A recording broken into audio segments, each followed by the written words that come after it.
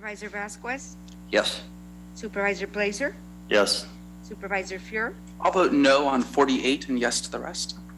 Thank you. Supervisor Bradford, Yes. Supervisor Fletcher. Yes. Motion passes. Thank you.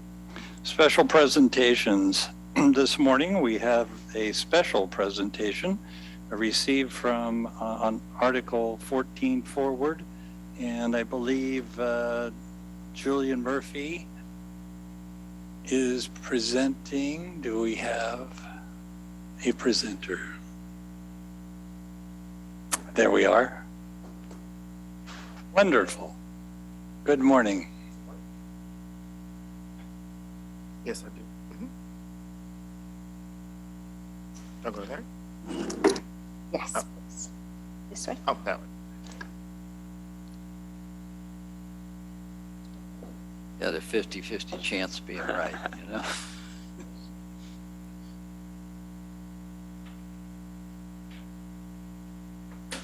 Wow.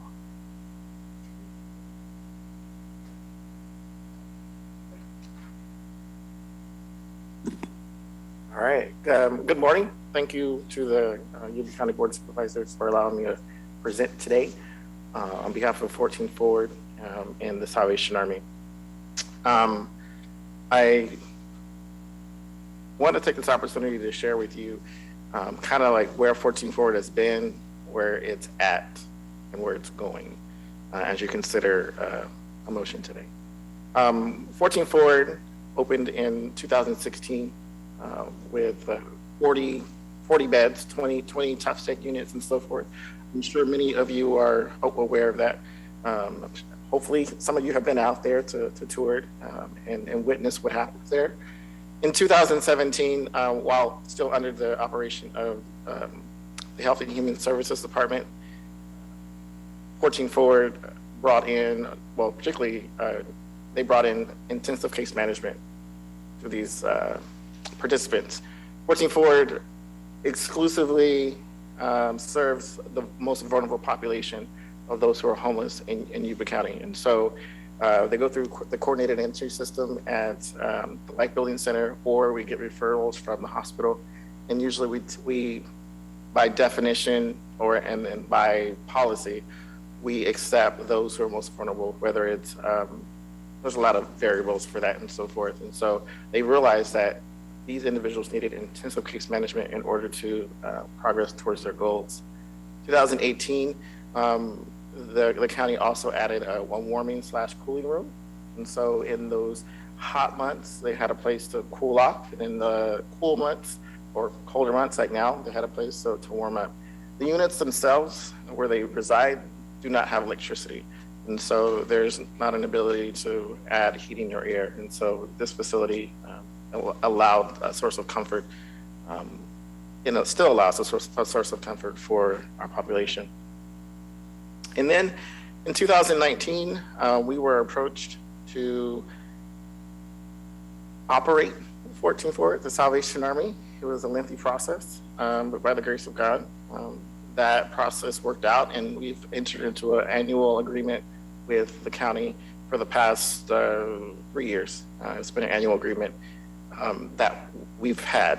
In 2020, we increased the capacity from 40 beds to 50 beds through a grant through the Health and Human Services. They increased the units from 20 units to 25 units. And then last but not least, just happening right now, the reason why we're here, in part, Health and Human Services and the Salvation Army began a collaboration to look at a permanent solution for 14 Forward, understanding that 14 Forward was a temporary solution for homelessness in Yuba County, particularly sheltering, and looking long-term, what does that look like? And that's what we're venturing towards. Outcomes. So in these past 5 years, what have we done? What have we accomplished? We have served 524 people in that time. 129 of those persons have exited to permanent housing, which means the majority of them have either exited back out to the streets or into another temporary situation. Another temporary situation could include transitioning to a place like the Depot for a more intense program, or transitioning to a substance abuse type treatment program, or something of that nature, or transitional housing, but maybe not into permanent housing. But realizing that because we're serving the most vulnerable population, some individuals, they exit before we can actually reach full self-sufficiency, whether it's permanent housing or employment. We have 117 of those individuals have obtained or retained employment. 42 have obtained their disability income. 112 have obtained county benefits. And then we're realizing that one of the barriers that our homeless population has is they don't have IDs, they don't have their social security card, they don't have a birth certificate. Those essential documents are necessary to getting employment. Those things are necessary to getting housing. And so for a lot of our individuals, that's a lengthy process because they're from another country sometimes, or they're from another state. And so, but these are our accomplishments. These are our outcomes over the past 5 years. One of the questions I was asked, like, why the Salvation Army, or what difference has the Salvation Army made for 14 Forward? And some of the things that we offer, first and foremost, is 24/7 shelter monitoring and support. We staff 6 individuals, 5 shelter support, and 1 case manager to provide that ongoing support. So any time of the night, any time of the day, there's security, so there's someone on site just to make sure that everyone is safe and make sure that everyone is well.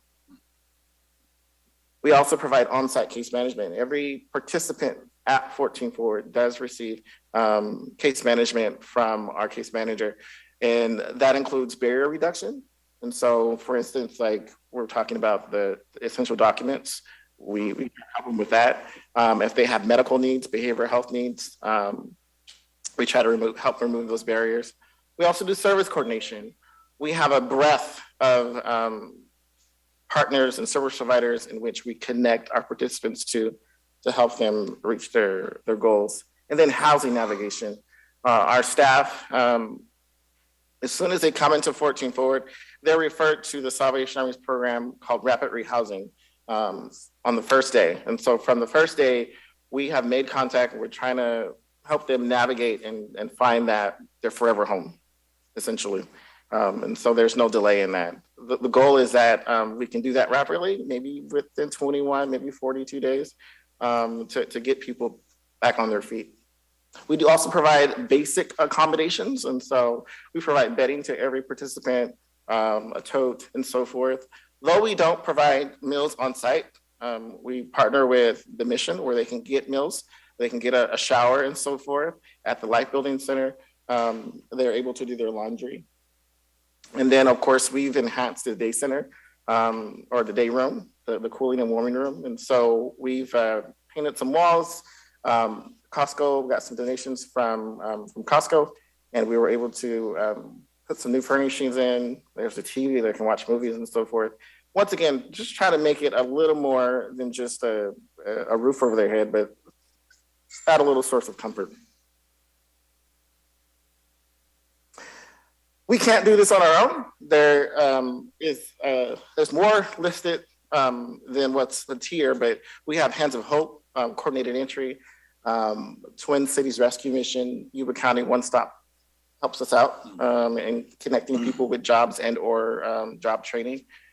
California Rural Legal Assistance, Cedar Yuba Behavioral Health. Many of our participants do have a dual diagnosis, and so and at the same time, they receive dual case management. They'll get case management from us, but then they'll also have a behavioral health worker. We're helping them reach their goals. We also partner with Habitat for Humanity. Many of our not graduates, wrong program, but many of our participants, as they exit the program and move into permanent housing, they're moving into housing at Harmony Village, Prosperity Village, the place on Guardian Highway, and I forget what that's called. But nonetheless, a lot of our participants moving out there, and that's providing that they're getting permanent housing, but they're also still getting that wraparound services because maybe they're just not quite ready to stand on their own 2 feet. And then last but not least, we partner with Adventist Health and Right Out. And then last, as I end my presentation here, I wanted to share with you a testimonial. Just for the sake of confidentiality, her name is Jane, and we're really excited about Jane. Jane was and has been chronically homeless for several years, and she's been to many different shelters, many different programs. And as one would say, there was no hope for her. She has multiple medical issues, mental health conditions, and so forth. Her case is very, very, very complicated. She entered 14 Forward with zero income, no money to her name, and so forth. She was unable to work, hold down a gainful employment. However, when she came into 14 Forward, we were able to offer dual case management.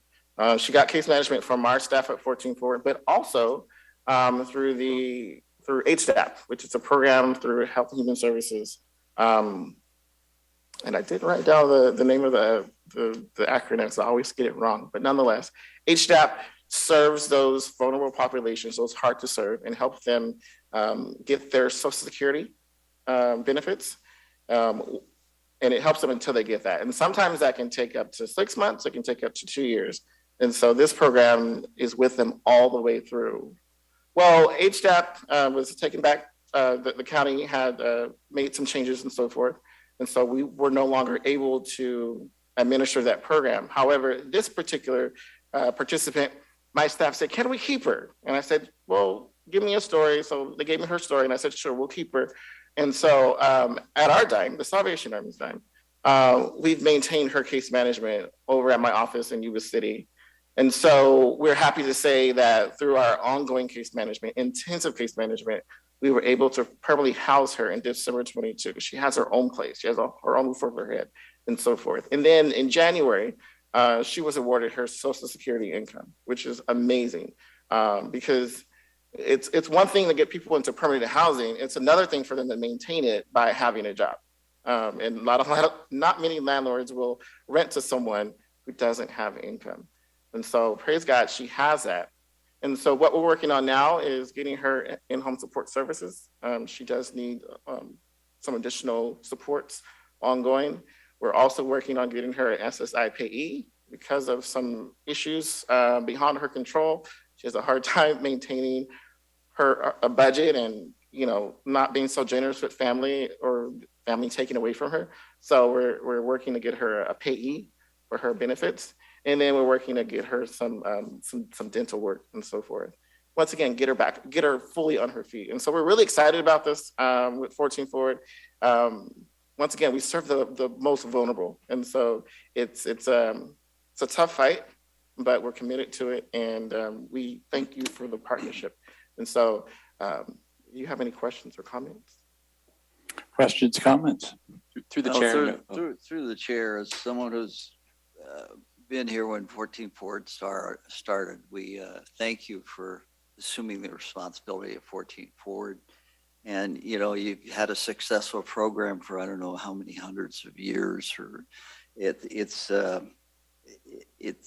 gives us another avenue that you're doing things that we could never do to provide them services, and we thank you so much. And you're welcome. The 117 gained employment, that's phenomenal.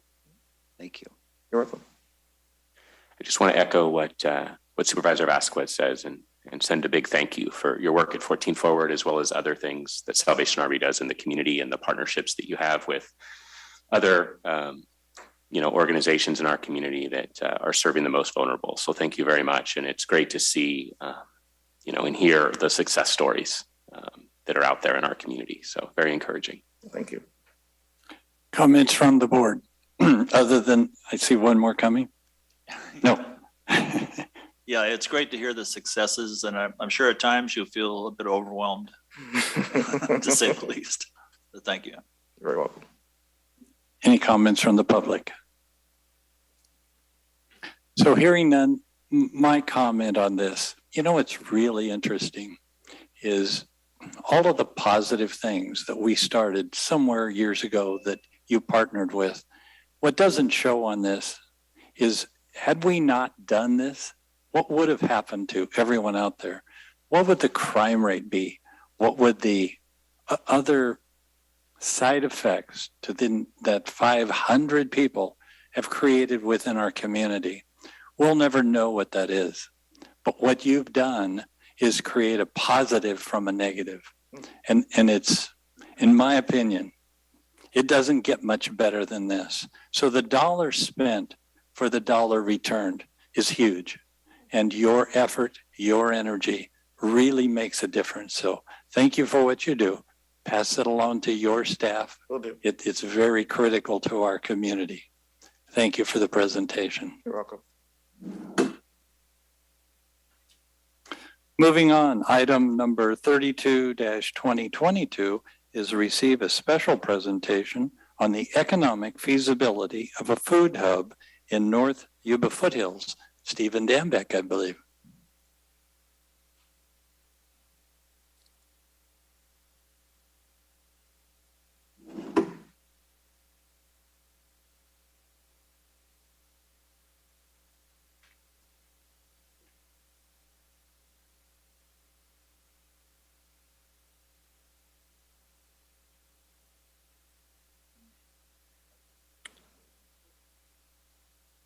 So I'm a little stuck here.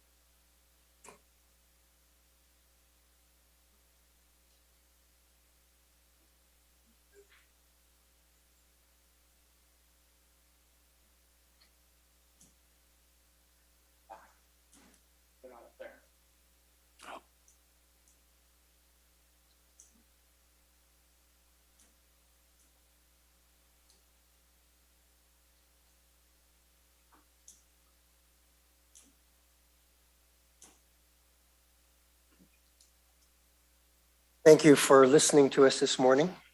And you are Stephen Dambeck, is that correct?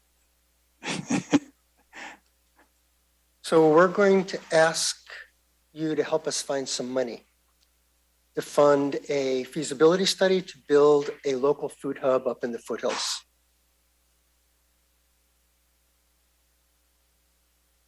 Doing our due diligence in preparation for this presentation, we visited a lot of stakeholders, including Michelle Downing at the pantry.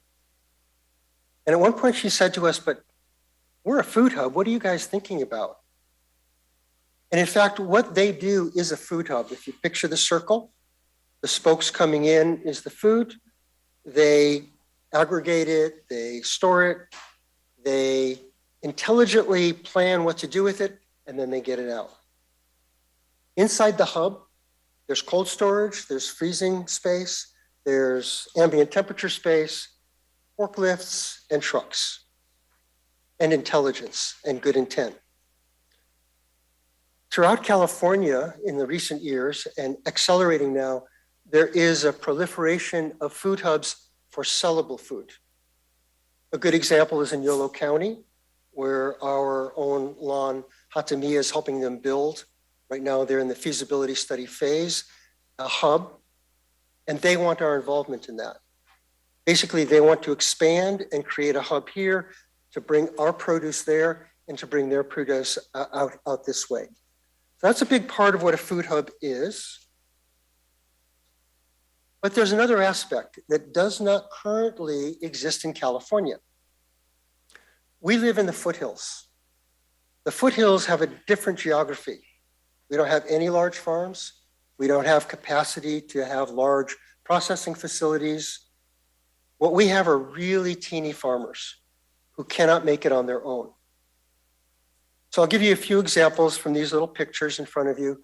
Carolyn, she's the one with the sheep. In fact, she was supposed to be here this morning, but there's a difficult birth going on right now. She may come in time for public comment. Carolyn can produce milk. She's going to make some very good cheeses, and I can enjoy it. because I have a herd share. But you guys can't because she can't sell it to you.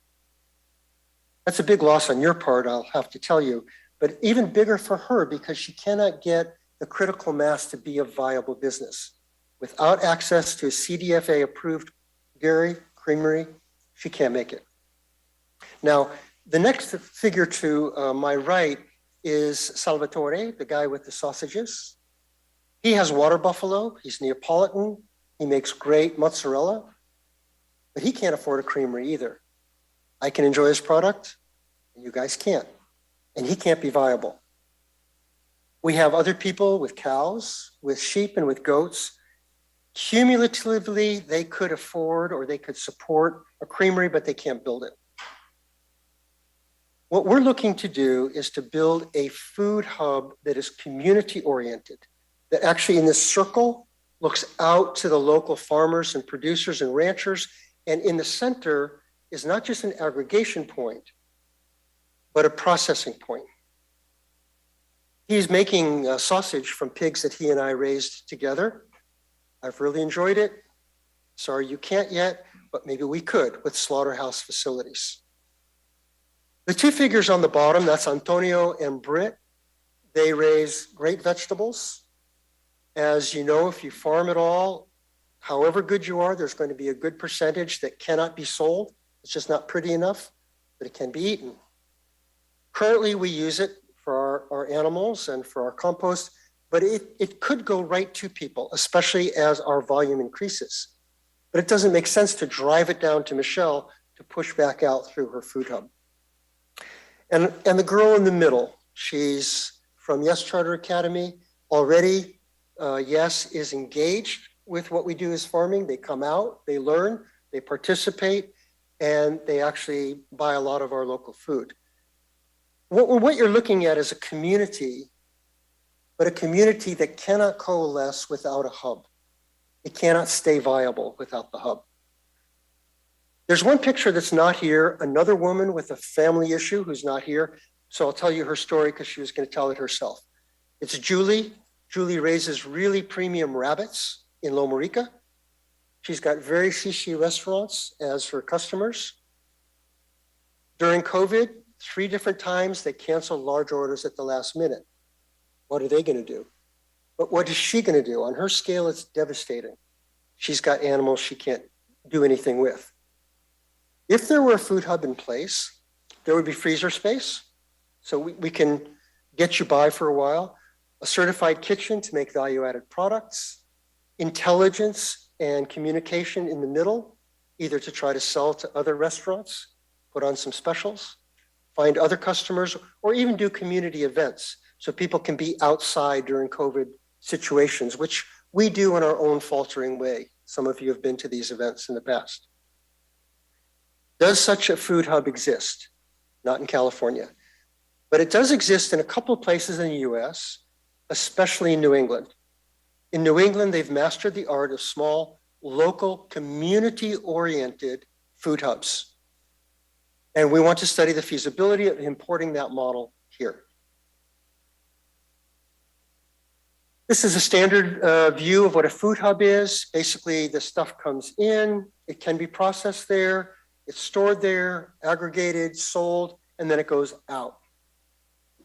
If we had a food hub up in, say, Oregon House, that area, it's actually too far to get all the way to YOLO Food Hub.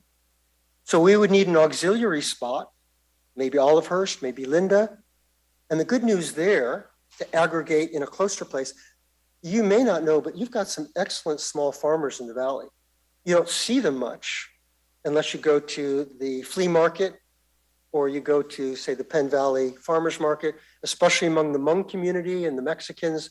There's some excellent small farmers who struggle every week to make it worthwhile. They do it the same reason we do it, because it's a way you want to live.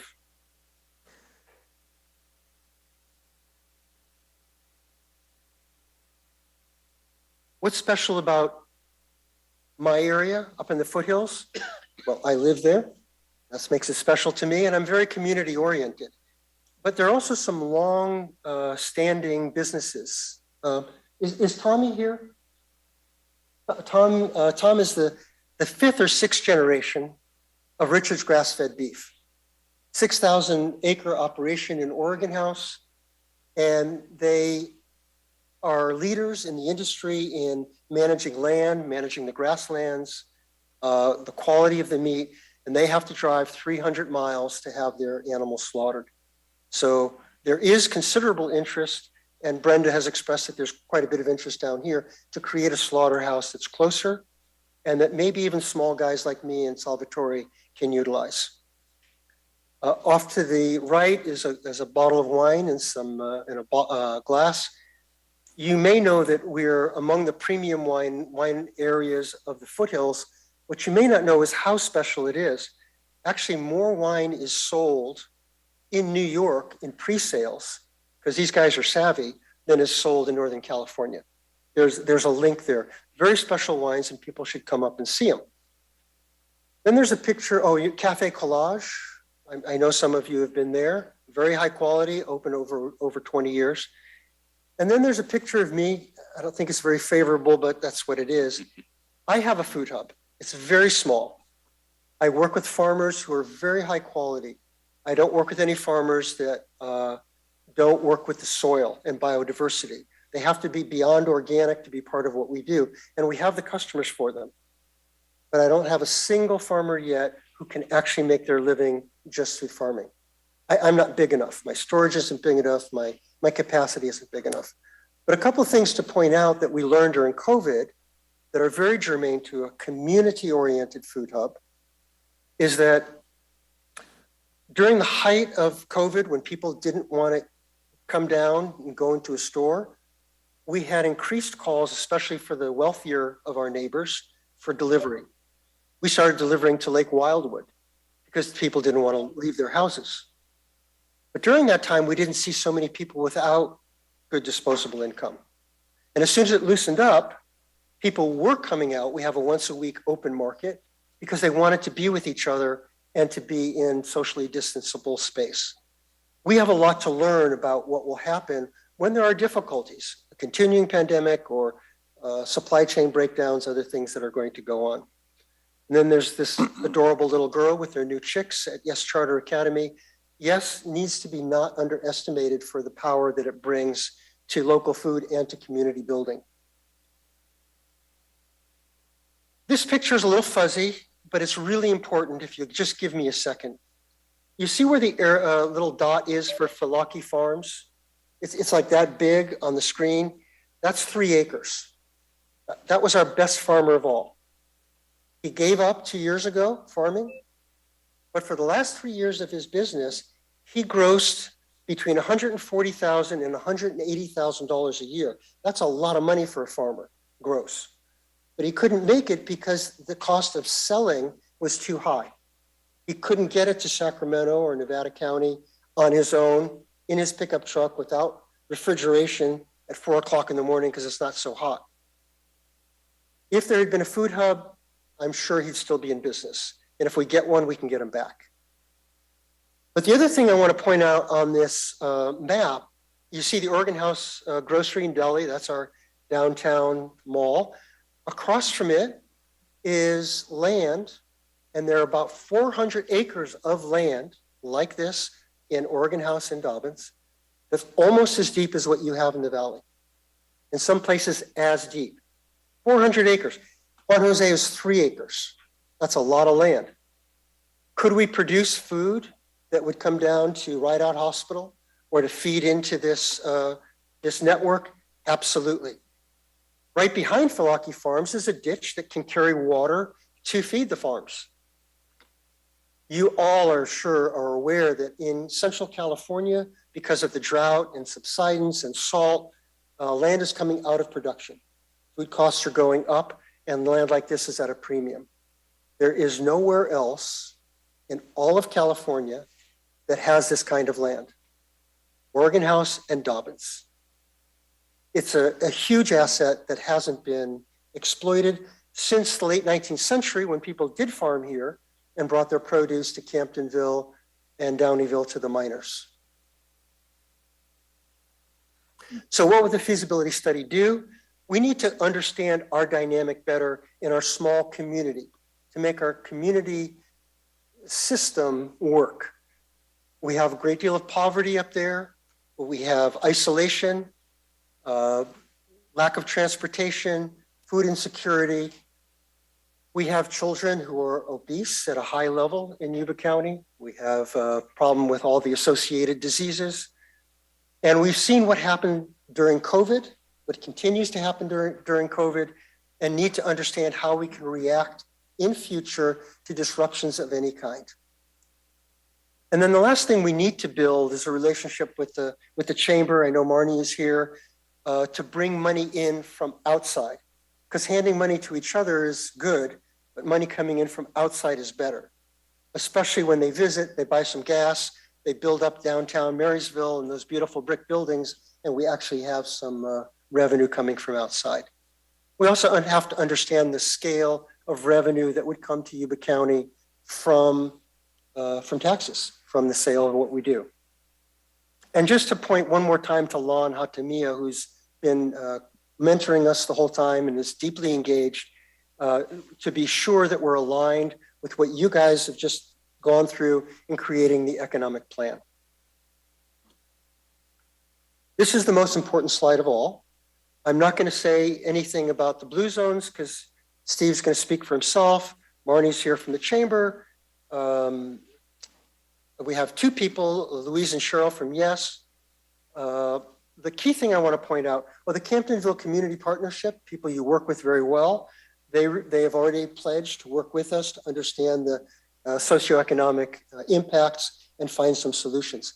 It's the top two I want to talk about, and hold on to your hats in a way. Marymount University has a graduate program in entrepreneurship for social change. Their professor happens to live in Brownsville, loves the project, and has assigned them for a semester, 20 students, to study the food hubs in New England. That's 20 people for the whole semester to study what works, what doesn't work, how much it costs, who owns it, what are the bylaws for the nonprofits. They're going to dig into all that information, and their deliverable is not only that, but its applicability to the Yuba foothills. I mean, it's an unprecedented gift. And to top it, we've connected with the people in New England who build the food hubs. The heart of it all is the University of Vermont, the Ag Extension. Their guru is Hans Estrin, who goes and confers with all the different food hubs. He's pledged himself for this project, if we can get it going, for 20 hours and virtually unlimited access to his interns and staff for both the Marymount people here and the consultant group we would like to bring in. Your hats are still on, probably, but for me, it's incredibly powerful. This slide just shows we need to study the distribution area. That's the bottom slide. How do we link in with other networks? And also, how big is our community? Are we talking about a community of a 5-mile diameter to help those farmers you saw in the first picture? Or do we go a little bit bigger? We need to understand that. But the important part of this slide is the top part. We're not going to produce a feasibility study, bind it really well, and put it on a shelf. The deliverable we propose is a fully created and vetted business plan, actionable. We don't know what it's going to look like yet. That's why there's a feasibility study. It could be that by the time this project is over and we want to work on it quickly, that we would have a grant written to the USDA or other grantors to actually fund the whole thing. There are people out there with money. Or perhaps we write it as a business plan for private investment. And again, we don't want to have them guess. We can actually write that plan. That has to be what we're doing. It has to be actionable. What's it going to cost? We've worked with Lon, of course, in California, with our friends in New England, with the USDA. When people ask for feasibility study money from $130,000 to $150,000 for a food hub, everybody considers that a fair number. We're doing something much more ambitious than the typical feasibility study because we need to have an actionable business plan at the end. But we have so many in-kind contributors that we want this as our budget to hire a consultant and to get to work. And that's it, gentlemen. I hope you will look at each other and say, this is reasonable. Let's see if we can find some money to help these guys out. And I'm at your beck and call for questions now or at any time. Questions from the board? Through the chair, one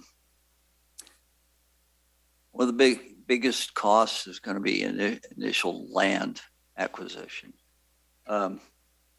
Is there room with the land in the community center available? Is that something? That would be a big step into lowering the cost of your project. It's a really important point, Andy. And in fact, when I talk about a complete business plan, it has to finish with where's it going to be? What's it going to cost? Who's going to own it? Where's the money going to come from? What is the economic benefit? Would the community center be an appropriate place? I think it would. There are 2 or 3 other places that actually could be quite feasible for it. It's premature to determine that. That's what the feasibility study has to state. But these are ideas that are important and need to keep feeding in as the project develops. If you can get a commitment for land there, it's a big step toward making our decision easier. I don't think I could do that before, Andy. First of all, there are a couple of other really spectacular places that could vie for it. I understand, but loan me your checkbook. I'm sorry? Because I need to put some stuff on my truck, is what you're asking us. Okay, so it's just that amount of money that you're talking about is just not something we have. Well, I'm not asking you to reach into your pocketbook right now, but to see if we can find funding together that could make it happen. And if you task me with speaking with the folks at the community center first, I'd be happy to do it. Okay, that's a big step. Through the chair. Thanks. Well, I've always been a huge fan of the Oregon House area. We've been going up there for various reasons for many years. Cafe Collage, Lake Francis, Bullard's Bar, and the little wineries. It's easily within reach of Marysville to kind of go to a different world. I'm not going to expand on this too much because you have some other presenters that are going to duplicate what I'm saying, but we really appreciate the area. Thanks, Tom. Through the chair, there's a few things about this project that really excite me. The agritourism, both bringing visitors from outside the county as well as those of us who live in the valley who would love to come up to the foothills and enjoy wineries and amazing food. And then also the ability to create income, self-sufficient income for farmers in the foothills. And finally, to have that food available locally. So I think it's many great things that you're attempting to do. And I'm very supportive of it. I really am not sure the specifics of how the county might be able to help, but if the board is amenable, I would certainly request that staff investigate that and come back to us with some potential options of how we might be able to assist in this effort. So do you have any other speakers that would like to make any comments, Stephen? We do indeed. First, I forgot to introduce our eminent professor who's guiding the students down in Southern California to do our work for us. That's Professor Earl. And yes, I think there are 3 or 4 other folks that would like to speak on our behalf. So let's go through that list. And we do have a full schedule, but I think it's important we hear a few minutes from each of those that would like to make a comment. Thank you. First person we have is Louise Miller.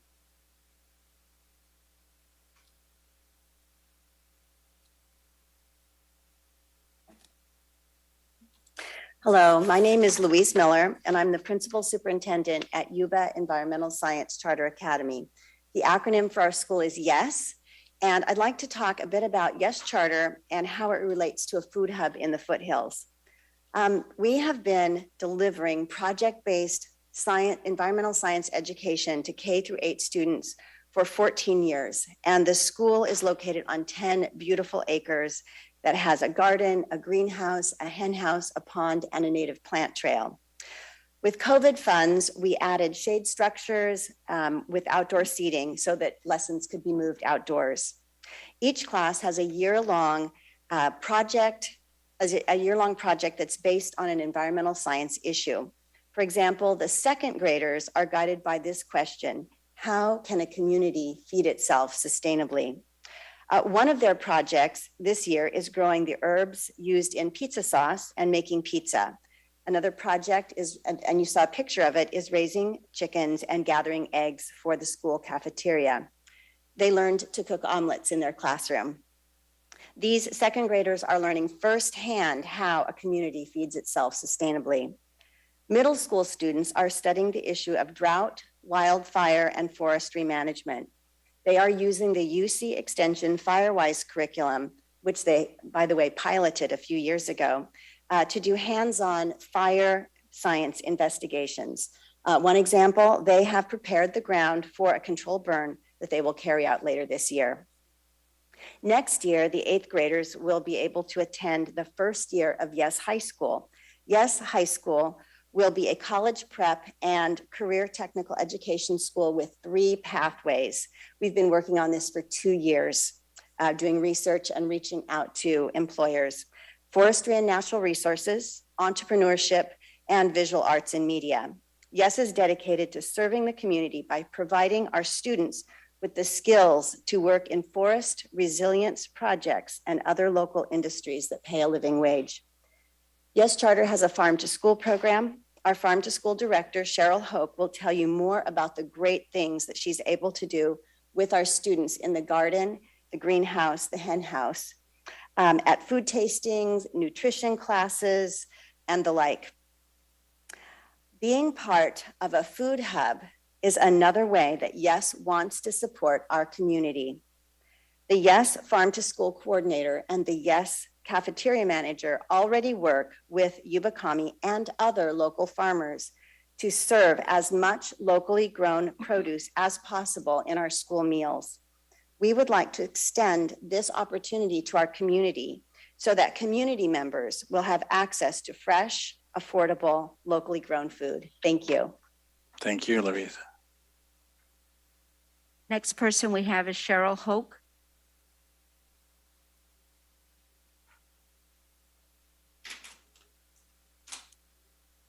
Good morning. My name is Cheryl Hoke, and I'm the farm to school coordinator. So I'm the chicken lady, the garden lady, all of those types of things.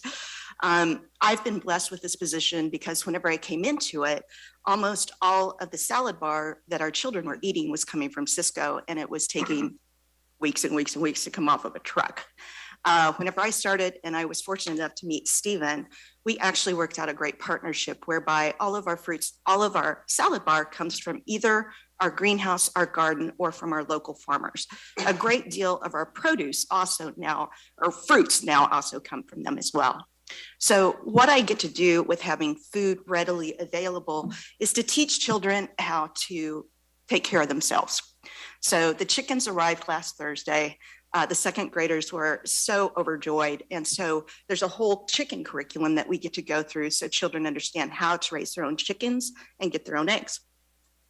We have a lot of nutrition education. So most students require 70 hours of nutrition education a year in the state of California. So having a food hub and having those kinds of foods for taste testing so the children really get to understand the foods that come from their region is hugely beneficial. And then let's talk about SEL, social emotional learning. So our children have been devoid of that for 2 years due to COVID. And so having them come back into school has been a challenge because they have been sitting at home. They haven't been getting to have the interaction with children as well as interaction being outdoors. So my job is to take the kids out for 30 minutes, at least once a week, sometimes twice. And it really helps break down behavioral issues. And I think that that's what's most important. because we've got to get them back to a level playing field after the COVID crisis. But I think the Food Hub offers a great deal for students to learn more about their community, to be involved more in their community, and also for us to be able to outreach to the community, give some of the foods that we'll be able to produce through the Food Hub to them. Thank you very much. Thank you. Next person we have is Marnie Sanders.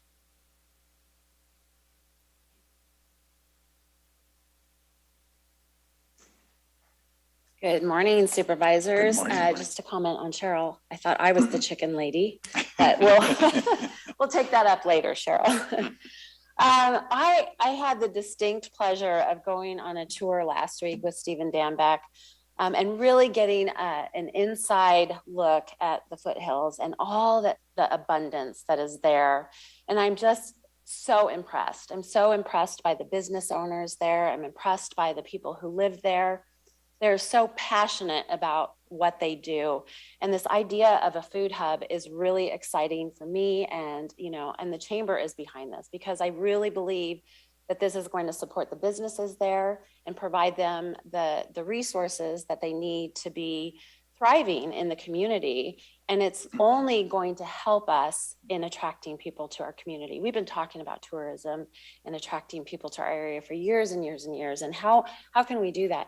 We have got this secret gem in the foothills, and I think we're missing out on some great opportunities. I mean, we can put together some great tour packages. I feel like I was on one last week, visiting a sheep farmer, having a taste of locally grown products. I had this beautiful kale salad at the Clover Cafe.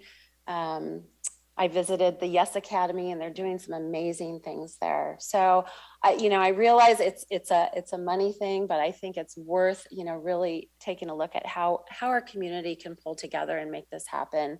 I mean, we've seen time and time again when we work collaboratively, big things can happen. And I think this would be huge, a huge economic driver for our community and, with some investment in it. So I support, again, the chamber supports this idea. I'm just making sure I've covered everything I'd like to cover here. One other comment I would like to make is, in related to agritourism, is that we have missed opportunities. You've got the Sacramento Farm to Fork. We should be bringing people here, and they should be going on tours in the foothills. And I think this is something really simple that we can do, but then, having that food hub to, again, support those businesses so we can be a strong, vibrant community that is open for tourism. Thank you. Great, thank you. Next person we have is Steve Kroger.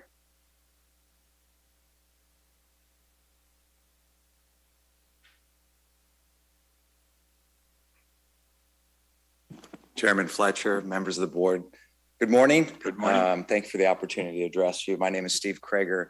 I am the executive director of the Blue Zones Project Yuba-Sutter, which has been brought to our community by Adventist Health. What are we? We're a local community health and wellness initiative that is really in the infancy stages. So part of our effort over these next 6 months is going to be develop a community conversation around health and wellness and put together a blueprint that we'll implement over 4 years.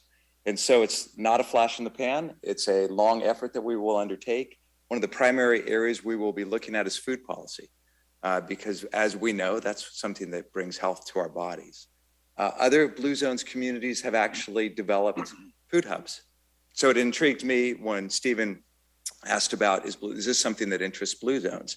And I can honestly say it is something. That said, as part of that community conversation, it will be the community that decides ultimately if a food hub is right in the food policy realm. Is it aligned with Blue Zone values? Absolutely. And so it would not surprise me with a community advocate that you have in Stephen and Julian. And by the way, they have been they have been invited to participate in our upcoming conversations, as you will all be invited as well. We'll be targeting those meetings for the late March, early April timeframe. And should it come about that a food hub is one of the primary interests, we have national food policy experts who will come in and engage and be a part of that conversation. And so nothing's free. I would like to say that compliments to Adventist Health for taking initiative in trying to determine the best way that we can improve community health and wellness in the whole Yuba-Sutter region. Thank you again for the opportunity to speak this morning. Appreciate it. Thank you. Okay, I think that wraps up the public speaking. One of the comments I want to make before we bring it back to the board, you know, Stephen, what you've created can change a culture. It changes the foothills. It's a project that I know you and I have worked on and talked about for years. This has merit. It has substance. And most important that I've seen is it's not driven by the board or the county. It's driven by the public. You've been able to find the partners, find the group, create a concept, work together as a team and a partnership, and you're here today to ask for support. It doesn't get any better than that, in my opinion. You've done all the legwork. You're continuing to do all the work and the legwork. I think that is the role of government, to listen to special projects. This clearly for the upper foothills makes perfect sense to me. I drive it, I see it on a regular basis. The foothills struggles with who are we and where do we go? What you've been able to put together and what I've seen today, I love it. Makes a lot of sense. So from that perspective, thank you very much. Back to the board.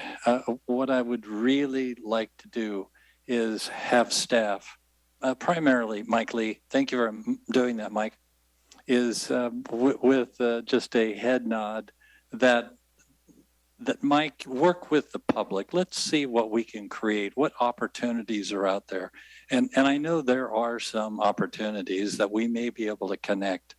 So if that's appropriate in your minds, that's what I'd like to see. Well, I'd like to add something to that. We had a farm to fork program going in the foothills for many years, and we need to take a look at that and see why it didn't take off, because there was some great food, great wine, and I finally found out when they match the wine to the food, it's so much better.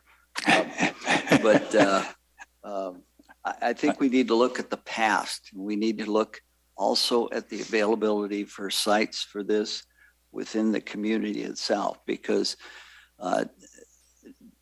you put together a community center working together. This shouldn't be a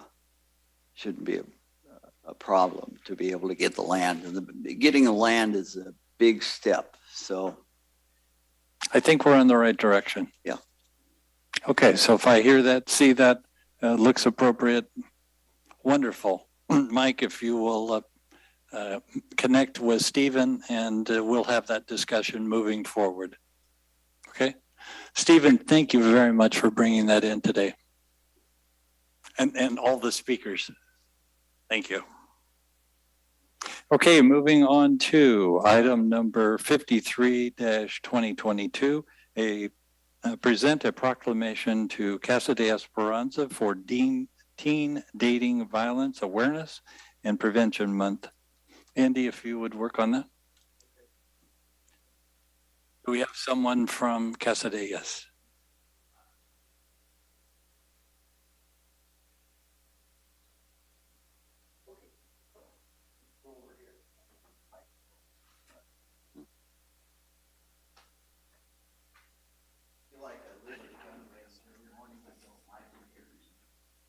Hello, I'm from Casa de Esperanza. My name is Azucena. I would like to thank you all for your support. All right. Is this mic on? Yes. Okay. County of Yuba Board of Supervisors proclamation, Teen Dating Violence Awareness and Prevention Month, February 2022. Whereas females between the ages of 16 and 24 are more vulnerable to intimate partner violence, experiencing abuse at a rate almost triple the national average.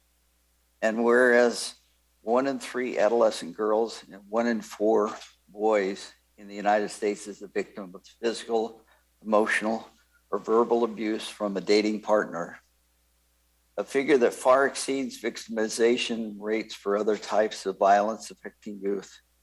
And whereas high school students who experience physical violence in a dating relationship are more likely to use drugs and alcohol, are at a greater risk of suicide, and are much more likely to carry patterns of abuse into future relationships. And whereas young people victimized by a dating partner are more likely to engage in risky sexual behavior and unhealthy dieting behaviors, and the experience may disrupt normal development of self-esteem and body image. Nearly half of the teens who experience dating violence report that incidents of abuse took place in a school building or on school grounds. And whereas only 33% of teens who are in an abusive relationship ever tell anybody about that abuse. And 81% of the parents surveyed believe teen dating violence is not an issue or admit they do not know if it is one. And whereas by providing young people with education about healthy relationships and relationship skills, by changing attitudes that support violence, we recognize that dating violence can be prevented. And whereas it is essential to raise community awareness and to provide training for teachers, counselors, and school staff, so that they may recognize when youths are exhibiting signs of dating violence. And whereas the establishment of Teen Dating Violence Awareness and Prevention Month will benefit young people, their families, schools, and communities, regardless of socioeconomic status, gender, sexual orientation, or ethnicity. Everyone has the right to a safe and healthy relationship and to be free from abuse. Now, therefore, it is proclaimed the Yuba County Board of Supervisors proclaims February 2022 as Teen Dating Violence Awareness and Prevention Month throughout the county of Yuba. We urge all citizens, agencies, and businesses to work toward ending teen dating violence by empowering young people to develop healthier relationships and assisting victims in accessing the information and supportive services they need. All right. Thank you. All right.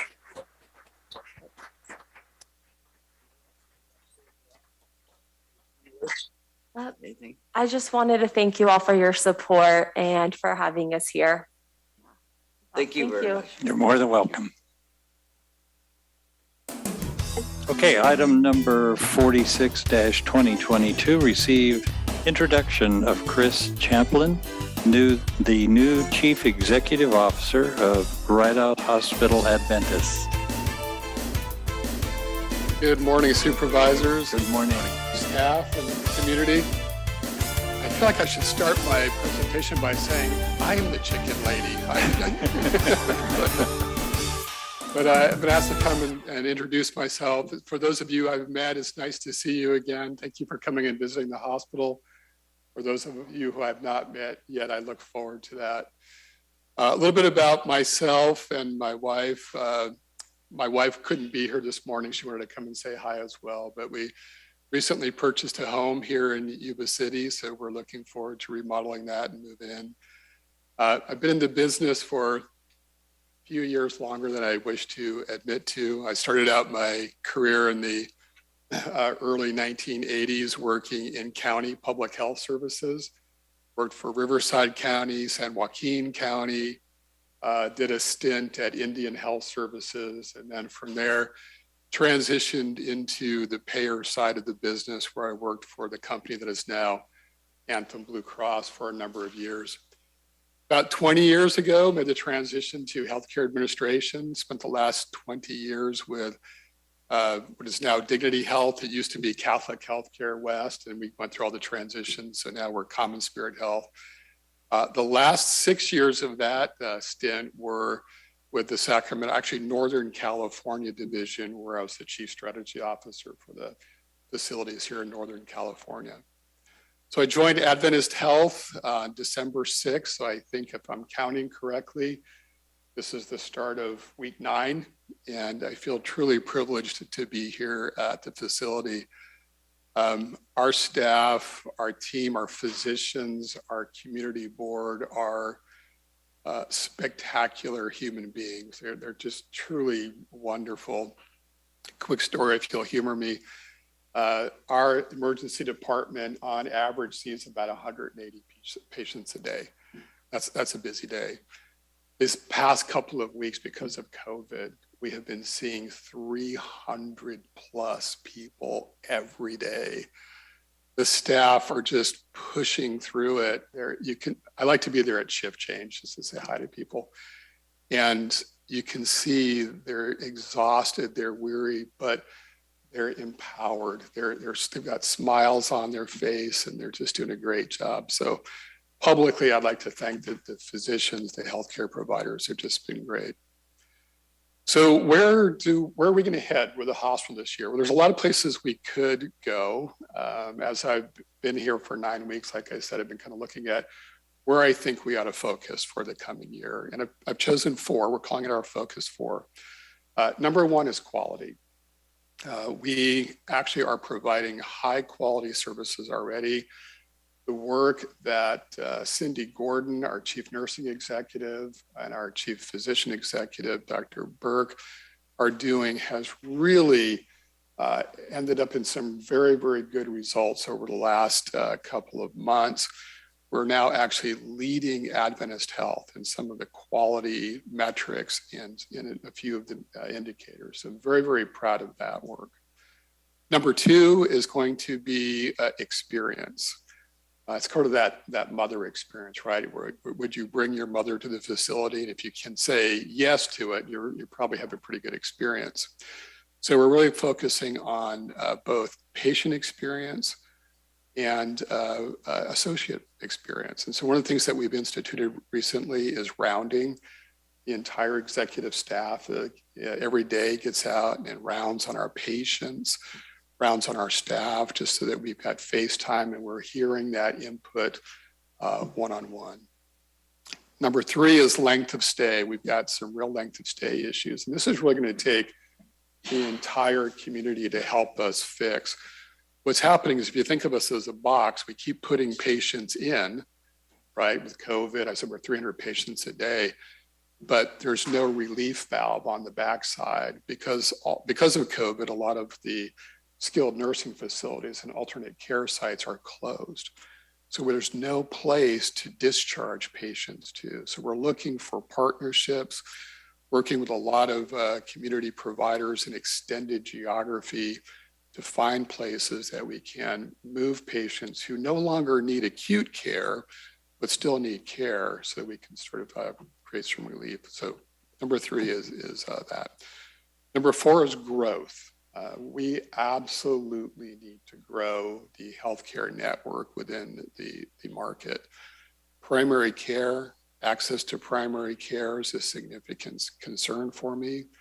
I say this, my vision is that wherever there's a Starbucks, wherever there's a McDonald's, right, easy access, high visibility, we need to have a primary care location. And it's just not your traditional primary care, but primary care that has extended hours, starts at 7 o'clock in the morning, ends at 8 or 9 o'clock at night, maybe 8 o'clock at night, weekend hours.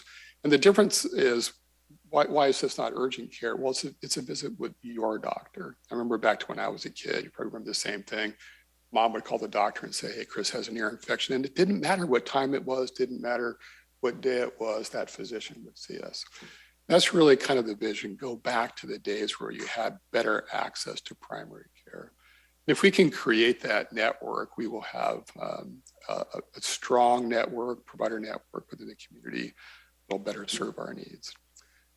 So in a nutshell, that's me, that's where we're headed. That's our focus for the year. I'd be happy to take any questions. And if there are none, I look forward to working with all of you and the community in the future. Questions from the board? Comment? You know, we have lots of houses in Yuba County. If you continue to look, we're more than happy to find one just right for you. I just bought one. I just found one. Yeah. Your Oh, second county, vacation yes, we home, can. your vacation home in Yuba County is available, so. Well, actually, sincerely, we need housing. It's amazing how hard it was to find a home here. And I didn't realize that Yuba and Sutter counties were such housing meccas, but we would meet and, by the time we got to see the house, it already had 5 or 6 offers on it. It was crazy. And so as we're bringing nurses and doctors into the community, we're going to really need to work together to find places for people to live. We have a situation that we've had 2 years of 500 plus houses being completed in here, and we're looking at having upwards of about 600 this year. Yeah. So, there are houses out there, just there are no houses in California. That's in the county, we have 49 on the MLS list. That's it. Right. Useless trivia. Yeah. Thank you. But we're building as fast as we can. All right. Well, we'll fill them up as soon as you can build them. I sort of have a housing related question. I'm assuming you still have quite a number of traveling nurses? We do. Yes. We do. About how many do you have now? It used to be like around 150. Yeah, I think we're down to 80 or 90 right now, which is still too many. And I don't mean that with any disrespect to traveling nurses, but the cost of keeping travelers is astronomical, is putting it mildly. And housing for them is still tough? Absolutely. Okay, thanks. So whatever we can do for temporary housing works just as well. And I'd actually like to convert a lot of those to full-time staff. But again, housing becomes an issue. So. Chris, thank you very much for coming in today. Let your staff know. Personally, I've had some experience at the hospital. You run a first-class operation. You have really good staff. They are attentive, they pay attention, and they're really good with the public. And the stress level I know is high right now. Hopefully we'll get beyond this and it'll help their lives a little bit. But I look forward to your vision. I think it makes a lot of sense. So thank you very much for focusing on that. Thank you all. Appreciate it. Thank you.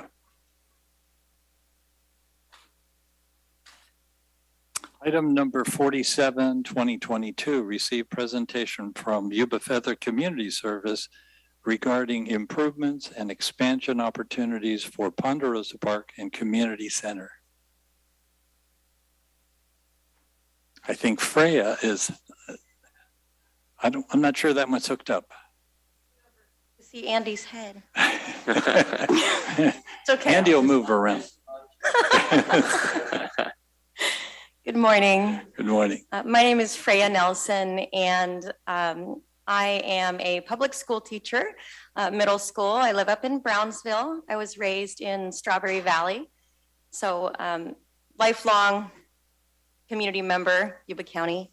And I just, I want to say I'm in really good company today. It's so impressive to be here. I've never been to a Board of Supervisors meeting, and such wonderful, good, important things being discussed.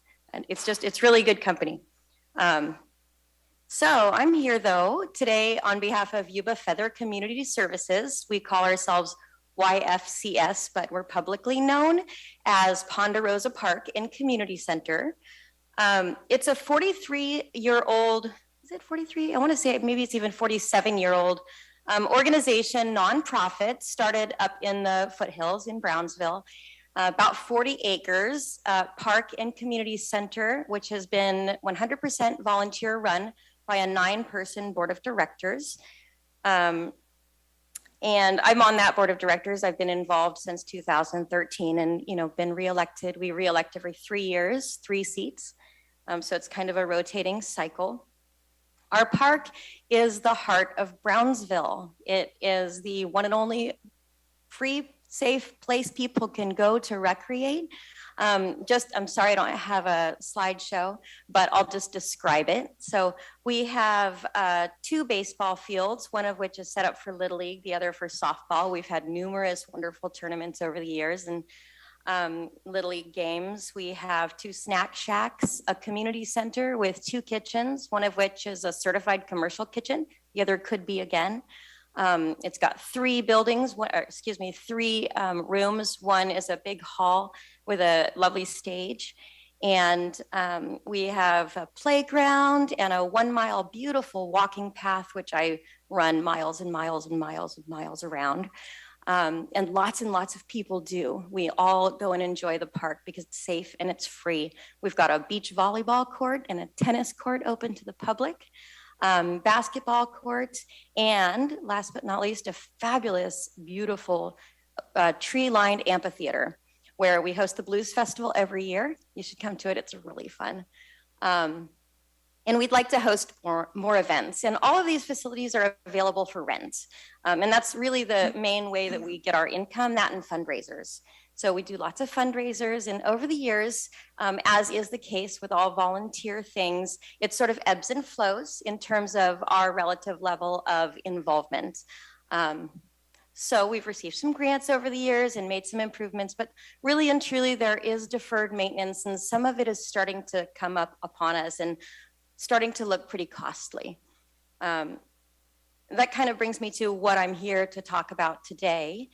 We are hoping to ask you to consider supporting us in finding a sustainable income source, particularly in the form of building our long-held dream, actually, from way back in the beginning in the 1970s, the idea to ultimately have an RV park, a small RV park in our Ponderosa Park and Community Center, we think should become a reality. And, you know, after having sat through these fabulous presentations today, I hold that belief even stronger.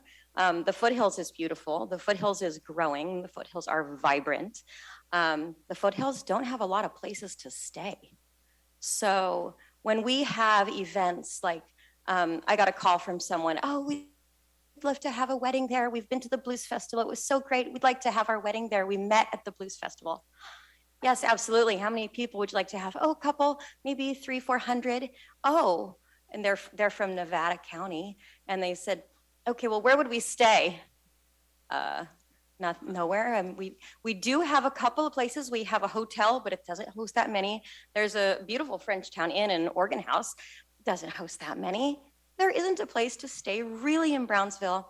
And it's kind of it's short-circuiting our ability to embrace all of the possible positive changes that are coming in our community. So that would also provide a steady source of income to Yuba-Feather Community Services. And I don't think I mentioned, I should go ahead and mention that our mission has been since the beginning, fire safety and healthcare and recreation. That's what Yuba-Feather Community Services provides to the community. So this would be recreation and also just income. It would enable us to stay solvent.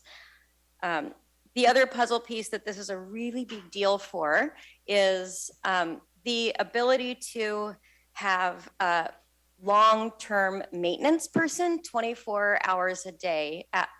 It's no surprise that being a beautiful, safe place to be, we also attract some graffiti, some people spending the night, some people doing donuts, certain damage. It's ongoing. It's an ongoing process. It's what you get with a park, and we know that. However, having someone on site all the time would really mitigate those challenges.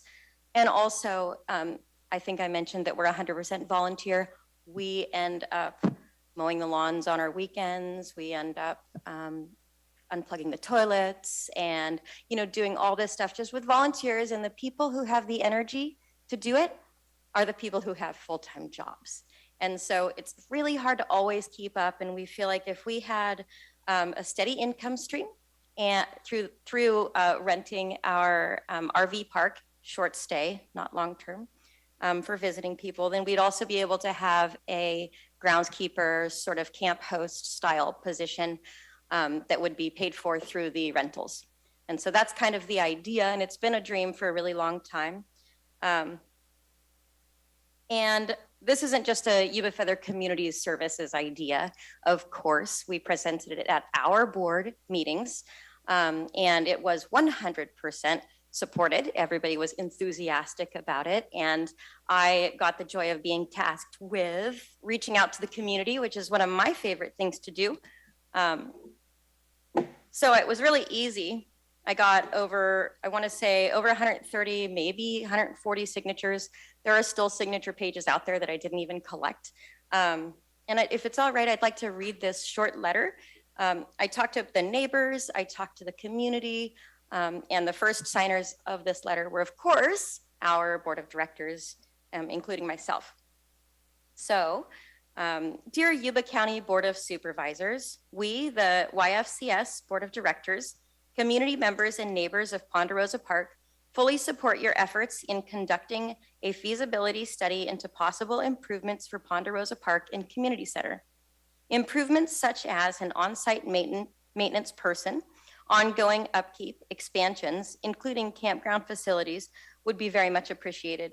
These improvements would not only make our park sustainable for the future, it would also make it more accessible to host community functions in our area.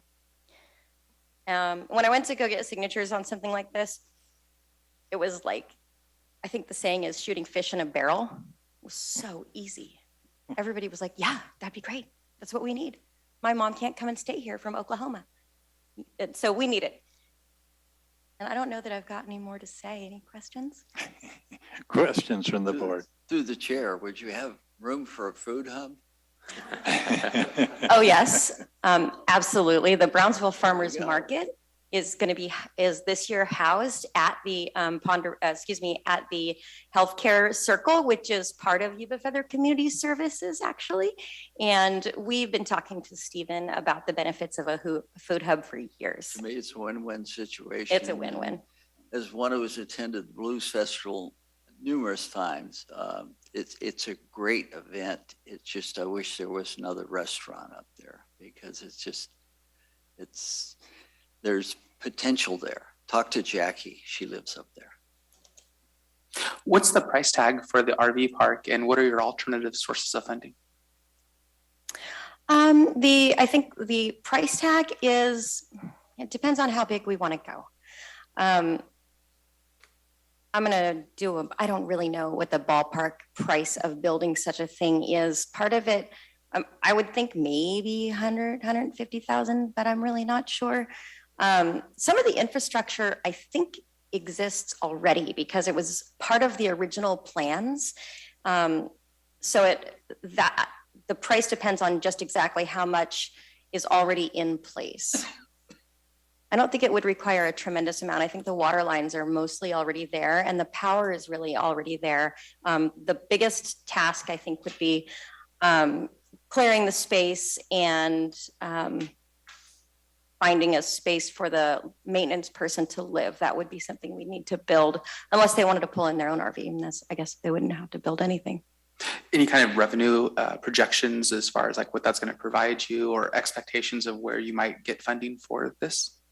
Besides here? We have not looked into other possible sources of funding, although I did kind of do a quick look and I saw there were a whole lot of grants available. I'm not a grant writer. Historically, we have had people on our board of directors write grants. We could do that. And I'll just be really frank and say, sometimes it's hard to get grants rolled out properly. And the support of the county would help us not run into all these stumbling blocks. We've got the energy and the enthusiasm and even the skills, but actually rolling out the grant can be a lot of work. And so the support of the county, I think, would really help us avoid making errors along the way. Through the chair. You also have an airport up there. It's very interesting landing there. Yes,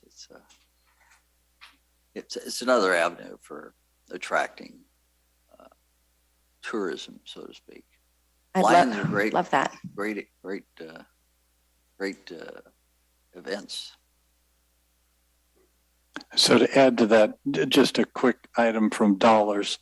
There are grants available and it could run from 6 to 8 million to put in a park that could generate into the $1 million range per year in gross income. Now, when you start paying for expenses and then have maintenance on top of that, it all works out in a positive once it's established, but it does take a fair amount of money to do that. I believe there are grants that are at the 100% level if you're applying in the right direction. So just a feasibility in that number. Okay, thank you. That, one of my questions was about maybe the opportunity for the county or the EDC to assist with grants. I know the EDC is very helpful with that kind of thing. And also, given the total needed for capital improvements, this may not be a viable solution. But the other thing, I know we use CSAs as mechanisms to fund road maintenance and drainage. Is that also an option? Certainly, probably for park operations. I don't know about funding such a large capital improvement. But anyways, I guess that question is to staff, if that is a viable thing to consider as well as part of the mix. I think it's all on the table. And that's what has to be looked at, is a package. What would this look like? That's correct. Any other questions from the board at the moment? Any comments, questions from the public? I see one. Yes, Stephen Dembeck. Mm-hmm.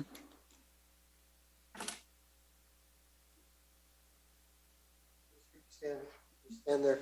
I don't know if this usually happens at Board of Supervisor meetings. I have just come to give a personal reference for Freya. Not that she needed it. I mean, she's completely who she is, but she's for many years been the strongest community voice and the strongest spark plug for Brownsville. And as a partner for a food hub or for anything else that happens in a community, give her lots of due deference. Thank you. Thank you. So just a comment from my positioning. Again, what I see is a need for funding for a community. And I appreciate Freya picking this up, working with the public, that direct community, and the support that they're willing to give to this, not only the board, but everyone in that area. They see the need. Brownsville struggles, along with Dobbins and Oregon House. Who are they? Where do they want to go? And what's beneficial to our community and the foothills? I think these are items that need to be driven by the community. We're not the source of all the answers. We're the support mechanism to help you get somewhere that makes a difference in your lives and your children's lives. The decisions we make are out for a lot of years. So a real benefit to our upper foothills. And it's part of tourism. It's part of the food hub. It's the restaurants, the wineries, they all connect. And as you begin to build this out, you will see a positive outcome as you move forward. So having said that again, what I'm looking to the board is your acknowledgement that it's worthwhile to bring Mike Lee. Thank you, Mike. And I believe there's already been some communication there to look at how would you package this? What would it look like? And how do we get from here to there? So is that reasonable? What I see is positive. So other than that, I think that's appropriate for this as far as we can go today. But thank you for bringing that in, making that presentation. I look forward to you coming back, and we'll keep in touch of what's happening. That sounds great. Thank you very much. Should I give you this stack of signatures? If you'd like to give that to Mary, that'd be fine.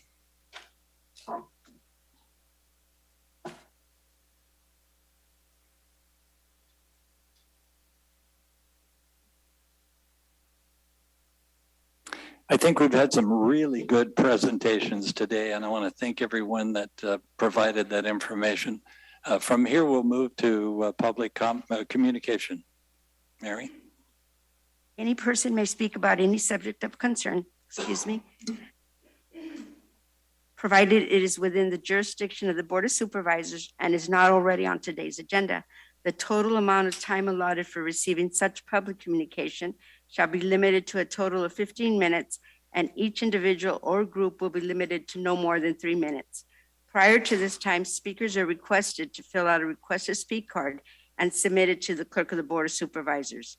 If you are participating via Zoom and wish to comment, please use the raise hand function or star 9 if participating on a phone.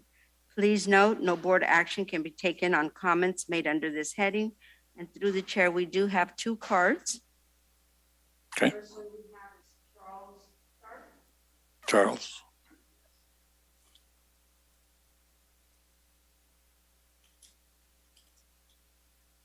Good morning, Charles Sharp, Oregon House. I hope everyone is doing well today.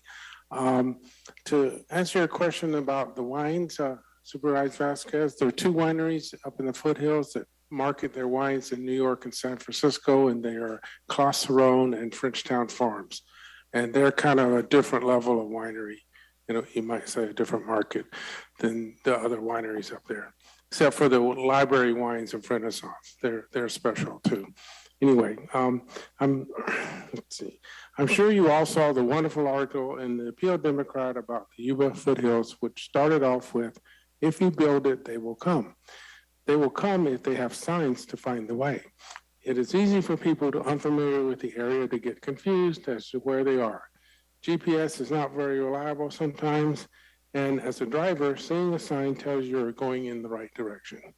One of the critical intersections at Willow Glen is Willow Glen and Marysville Road. One would expect Marysville Road to keep on going straight, not make a right turn. For more than a year, I've been discussing signs with Kevin Perkins and now with Rachel Downs about signage. I put together this concept sign.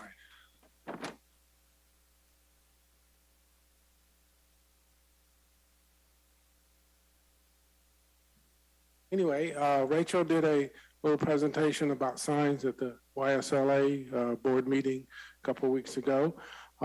So gentlemen, please help us with official signage. Signage made of wood that reflects the rural character of the foothills. People are coming to the foothills because of all the agritourism and things we're trying to produce up there, but and good signage shows the county as welcoming these visitors. So if you build the signs, they can find you. Thank you for your time. Thank you. Mike, would you be the resource for working on that? And great. Thank you. Second person we have is Robert Ledford.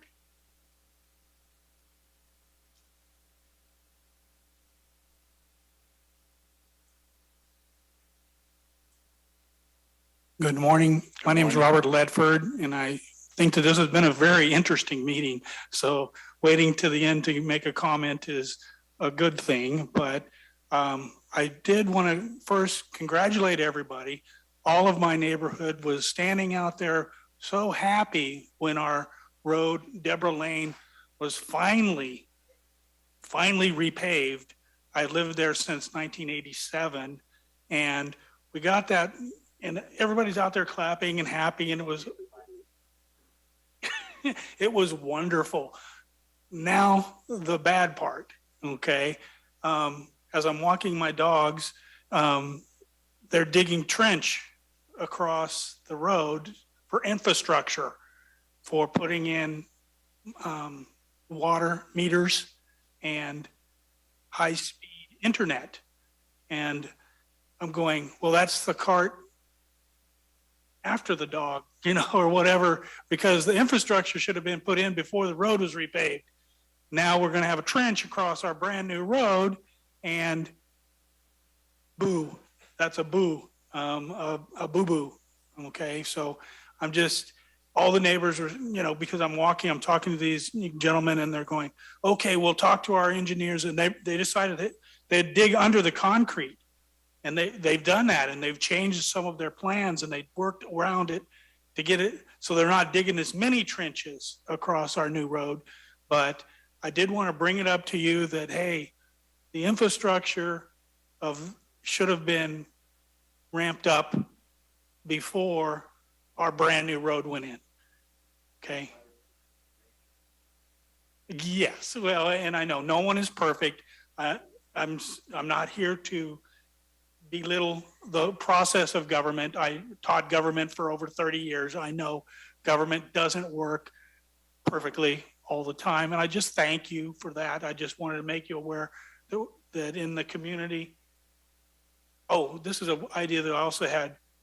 If the trench is there and it looks so ugly, maybe we turn it into a speed bump. You know, add a little bit more of the asphalt and slow some of those high-speed racers down. God bless you all. Thank you. Great. Thanks, Robert. Any other public comment? Okay.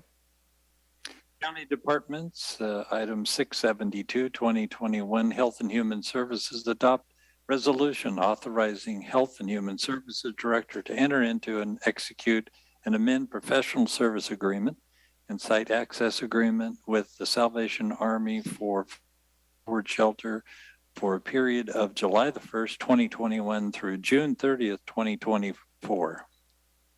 Good morning, Chairman Fletcher and members of the board.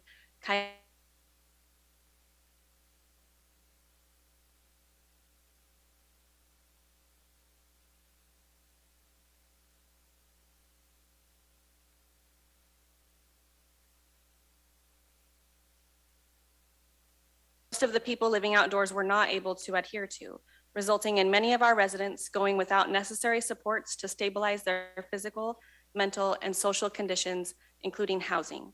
This prompted the creation of the area's first low-barrier, small-unit emergency shelter, 14 Forward, which started a trend in sheltering throughout the state of California. Yuba County's success with 14 Forward was evident very quickly as staff began to build trust with the participants at the shelter. Shortly after opening our doors, we had hundreds of people on the wait list. Businesses were sponsoring units. Agencies were asking to provide services on site, and donations flooded in to serve the population. Partnerships were being forged as we gained support from organizations including Habitat for Humanity, Home Depot, Cal Water, Recology, Economic Development Corporation, Peachtree Clinic, Bakai County Ambulance, Century 21, and many of our local service clubs, to name a few. Soon, other counties were looking to us as trailblazers. We provided dozens of tours of the program and traveled to state conferences to conduct presentations on our best practices. California State Association of Counties recognized Yuba County for innovation and creativity in developing 14 Forward and producing results. Other jurisdictions are still having difficulty putting projects together like this, whereas our Yuba County Board of Supervisors and staff rallied around an idea and acted on it. As we have heard from Major Murphy earlier, this program has assisted hundreds of people elevate their lifestyle, stabilizing not only their housing condition, but also mental and physical health conditions. Because of Yuba County's commitment to producing meaningful results, it is essential that 14 Forward continues to operate and evolve, monitoring outcomes, enhancing best practices, and evaluating effectiveness. In 2019, it became apparent that the program would improve by transferring operations to a local experienced shelter provider, and the Salvation Army expressed interest in this partnership. Again, in 2021, when a request for proposals was published, the Salvation Army formalized their intent to work with Yuba County to continue operating the shelter.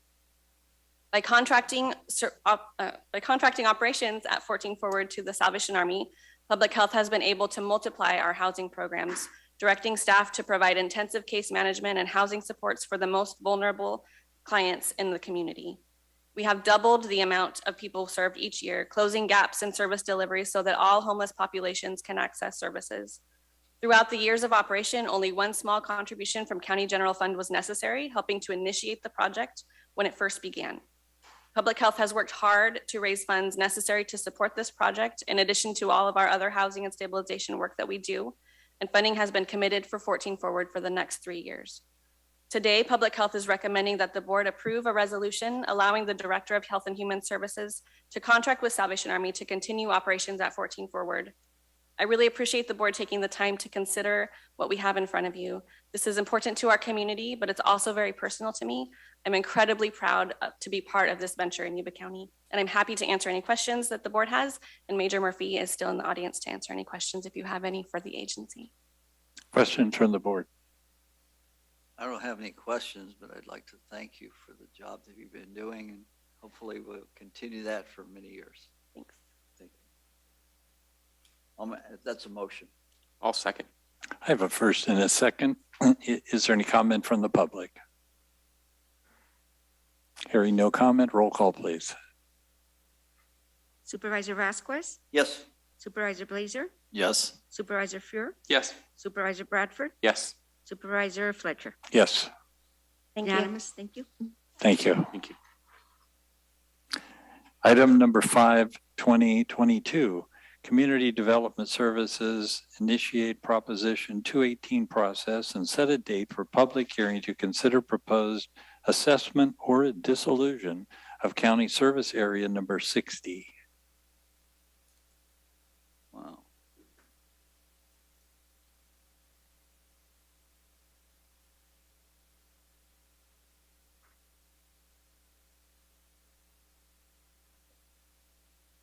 Morning to the chair and to the Good board. morning. Craig Herbert, construction manager.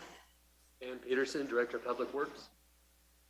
We are asking that the board direct staff to initiate the Proposition 218 process to consider changes to the assessments for county service area number 60 and set a public hearing date of April 12, 2022 to consider adjustment and tabulate the ballots. Yuba County LAFCO approved formation of CSA 60 resolution number 1996-07. CSA 60 provides funding for public services, including but not limited to maintenance of irrigation, fire suppression systems, road and drainage facilities. Current revenues from assessments are insufficient to cover the expenses for these services. An increase in assessment is being proposed to provide adequate funding for ongoing maintenance. Undeveloped parcels currently pay $50 per year. For the proposed road and drainage, the proposed assessment would be $460 a year, with the proposed assessment of irrigation and fire suppression system of being $989 per year. The developed parcels currently pay $200 per year, with the proposed road and drainage of $1842 and proposed irrigation and fire suppression of $3961. Under Proposition 218, a proposed adjustment to assessment requires a public hearing, and the change can only occur if approved by a majority vote of property owners. One completed ballot will be submitted per parcel, filed by the property owner, and may only be imposed if 50% or more of the ballots received are in support of the proposed assessments. Votes are weighted based on the assessments paid, and the property owners will be voting on road and drainage assessments separate from the irrigation and fire suppression system to determine the level of services that they want provided. The proposed action initiating Proposition 218 process is the first step in the overall process to adjust the assessments. Should the board direct staff to initiate this process, the tentative schedule would be to mail information regarding the proposed assessments to the property owners on February 14th. Each assessment notice will contain a mail-in ballot. The property owner can return the ballot indicated the approval or disapproval of the assessments if desired. April 12th, a public hearing will be held, which is 45 days after the formal Proposition 218 notice to the affected customers. And then July 1st, 2022 will be the date that the assessments would go into effect. Should the proposed assessments be imposed, the revenues generated would provide the adequate funding for the maintenance of services as described. If both proposed assessment increases fail, the CSA will be left unfunded and the process of dissolution will begin. I would be happy to answer any questions the board might have. Questions from the board? Was this established in 1996? Yes, sir. And the rates have been in effect, same rates since 1996? That is correct. So if it's dissolved, then the landowners are on their own? Yes, that is true. Okay. It seems like a long time to determine that the assessment wasn't enough. It has been a considerable amount of time. Considerable amount of time. The assessments currently paid are only generate $750 a year. Right. And that doesn't even cover basically the water bill from BVID. So did we have an opportunity, say, 10 or 15 years ago to start raising these assessments? I'm not sure how this works, so maybe you should explain it to me. In all honesty, we should have, much earlier than this, brought the resolution to the board and requested an increase in these fees. It's been brought to a head recently because of the deferred maintenance We just simply haven't had the funds to do the types of maintenance activities on the roadways that we'd like to do. Also, there are issues with the fire suppression pond that are ongoing and unresolved. Quite bluntly, CAL FIRE would actually prefer that individual residents have their own water storage tanks as opposed to the pond because of the number of different issues related to a water storage pond. So there's a number of different things going on with this CSA, unfortunately. Craig and I have just, within the past 2 years become involved with this CSA. It's become obvious and a critical stage at this point that we address it. Either the CSA needs to be funded adequately so we can provide the necessary services, or the property owners have to provide the services on their own. Okay, thanks. Any other questions?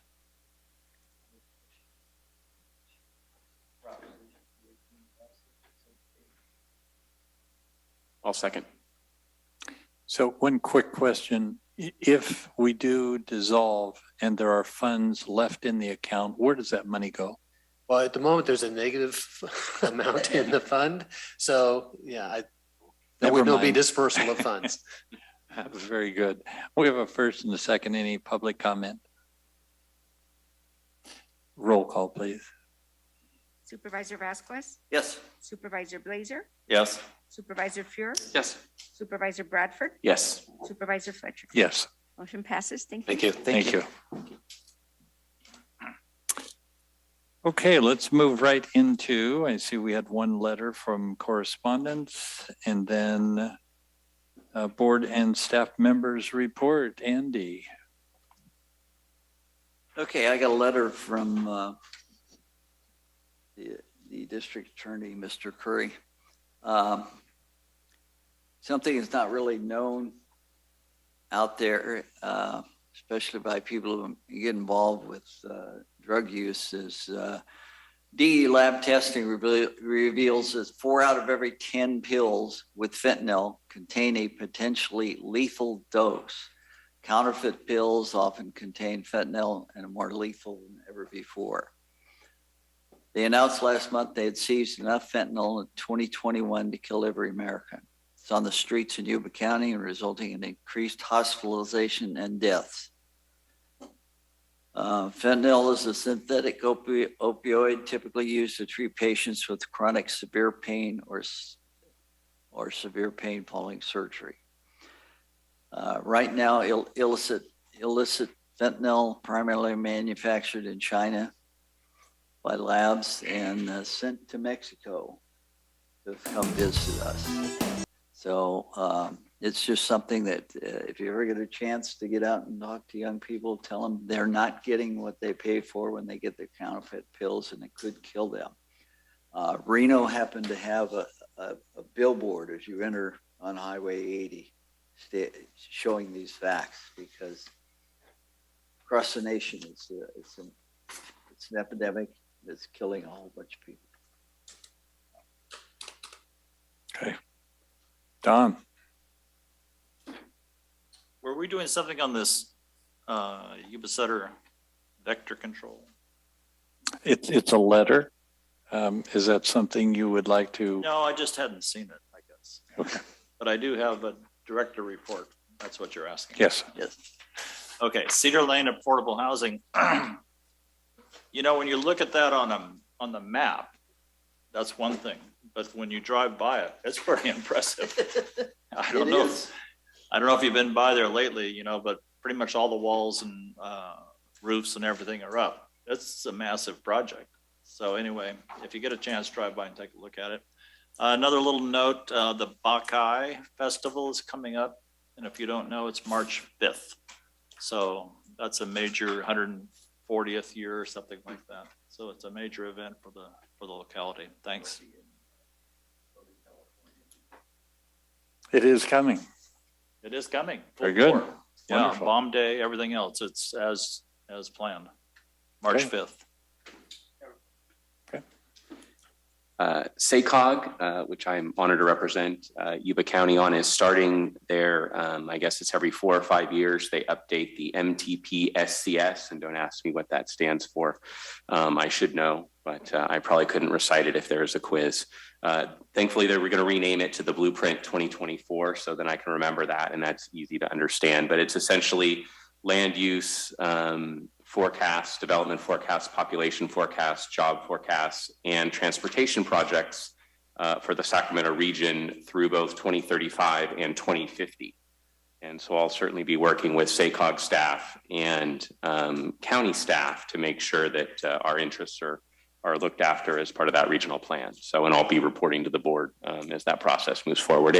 It won't be voted on before the SACOG board until the 2023 timeframe. So it's a lengthy process, but we're just getting started on it. All takes time. Kevin.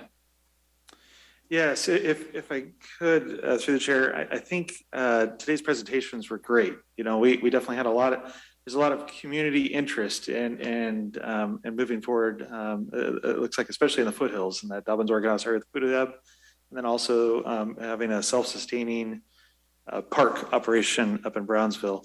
The one thing I do want to point out is, you know, we have staff that are obviously, you know, very busy right now. And so when we kind of assign work to them on an ad hoc basis, that can become problematic. And so I just, you know, urge the board before we commit staff resources that it funnels through myself. And so what I'll do on the ones today is I'll work with Mike Lee and see kind of what kind of lift that looks like and how how we can help those communities move forward, but also make sure that we're not pushing back other work that's already, you know, on their plate. And so just kind of just a reminder to the board, you know, try to keep that in mind as these come up. We definitely want to help communities that want to help themselves, right? But we just got to figure out how that help kind of factors into all of the other workload that you know, county staff are doing. So that's all I had. Sure, and I think that's time management. I don't think there was any intention for the board to say, stop what you're doing and start on this process. But you have to start somewhere.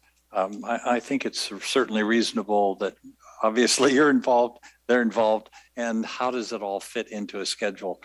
They're overloaded. I got it. It's just another issue that how do you manage that and try to put the pieces together? So thanks for the reminder. Right. Yeah, it's more about just kind of setting expectations, right? The staff want to do all we can to help the community, yes, especially communities that want to help themselves at the same time. Correct. It's just how impacted we already are, right? The staff's, you're working at 100%. I know it's like give 110, and it's and I think maybe we've already done that, and it's like, all right, now 120, right? At some point things break, and so it's just making sure that there's that expectation there that, you know, staff's going to do what we can to help, you know, find resources for the communities yes, that want to help themselves, but at the same time we're trying to work within our existing workload. Yes. Yep. County Council. Oh, you have a list. I see a whole. Well, in that vein of staff taking care of some things, Supervisor Vasquez asked me to take a look at upcoming or pending legislation regarding or attempting to address some of the increases in crime that we've seen throughout the state. We're all familiar with the smash and grabs. Things have gotten out of control in larger cities. Fortunately, our district attorney and sheriff are doing a good job here. So we're not hearing about it as much in our communities, but you know, as we often say, what you permit, you promote. So I took a look at those bills that are coming forward in the legislature, and at the appropriate time, this board might want to support some of them. First, I want to thank Jamie Yang from the CAO's office. She sends us legislative updates, so it made my job a little bit easier to go through them and identify some of these bills. This is the one that will be the bane of porch pirates. It's called the Organized Package Theft Act, and it's going to make it a wobbler. That means either a misdemeanor or felony, depending upon the particular circumstances, if individuals engage in stealing packages that were delivered to doorsteps and other places where packages are normally delivered. AB 1725 deals with the illegal cultivation of cannabis, and it's amending the Adult Use of Marijuana Act Under the act right now, it's a misdemeanor for anyone over 18 but less than 21 to grow more than 6 plants. This bill would make it a felony, punishable by 16 months, 2 or 3 years for any person over 18 who is growing more than 6 living marijuana plants. And then we have 3 different bills that are targeted on trying to correct the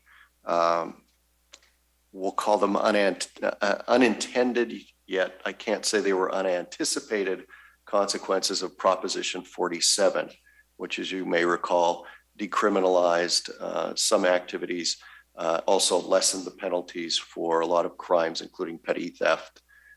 It took that threshold from, I believe, $400 and some up to $900, and less than 900 is a misdemeanor.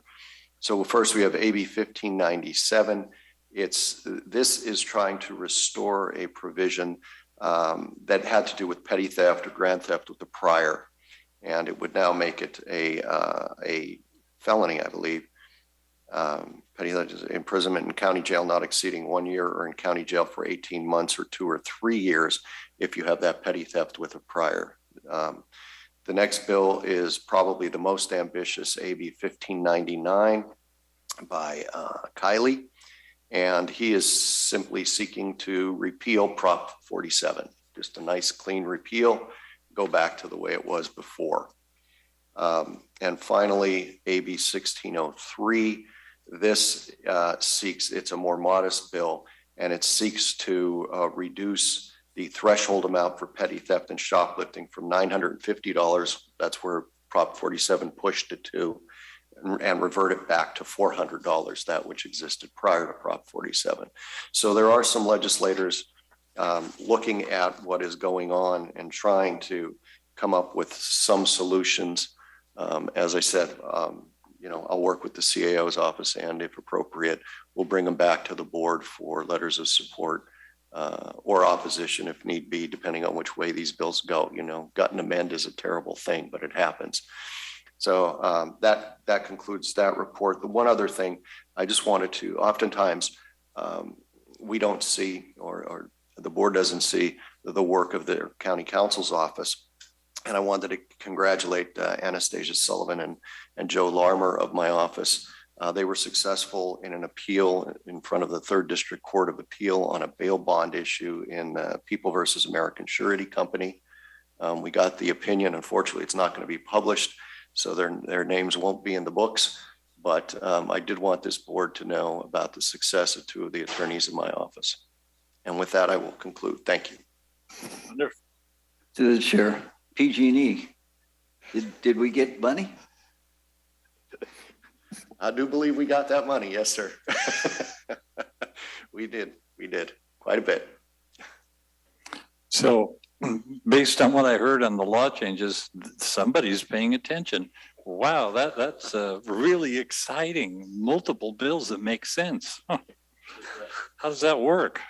Yes. A lot of people have to suffer. and we all did. With a prior is a big deal. Yeah. Seen grown men cry on that one. Mary, any comments? Nothing, thank you. So just a couple of quick items. Every other week we meet with our representatives, our staff. We talk about issues. I clearly get the picture. They have more than they can handle on their plate. And between time management and putting up with me and maybe other board members, I don't know. I appreciate it. I know you're working overtime. I know you're engaged. I know your brains are pushed to the max. Thank you. Thank your staff on my behalf, and I suspect a full board. There is a lot going on in this county. And based on the number of personnel that we had 15 years ago, was probably 25% greater than today to do less work. So you guys put out a lot, send that message. You do a great job. If I push too hard, push back. It's okay. And then I'll push back harder, but we'll get it all done eventually. And it's all for the public. You do a wonderful job. So don't think we don't notice that, because I think everyone here does. Andy. To the chair, I'd like to thank Jason, our airport manager, for a very interesting tour. And yeah, I got my exercise jumping to conclusions before I took a ride along. And he's to be commended for the efforts and the rapport he has with the people out there. And if you ever get a chance, go around the backside of the airport. It's busy as heck out there, and there's plans to do any number of things. So you're right about it. Happening place, Yuba County. Thank you. And today I would like to close in memory of Louise Schulteis, a longtime Foothill resident. So if there is nothing else, this meeting is adjourned. Jason.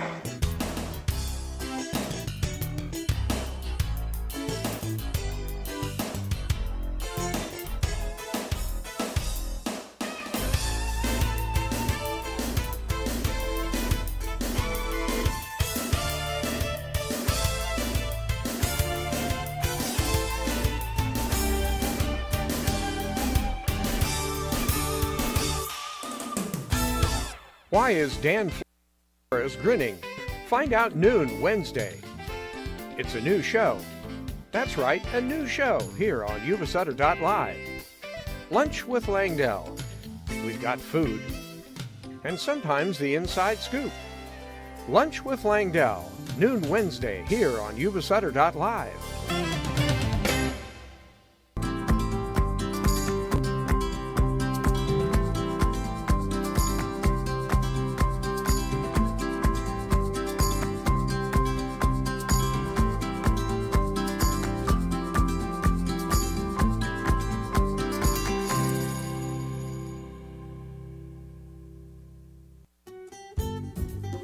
Yuba-Sutter.live's local government live streams are presented by Plumas Lake Self-Storage in Plumas Lake, where lifelong local residents are helping other residents keep things safe, providing indoor storage units, outdoor RV and vehicle parking,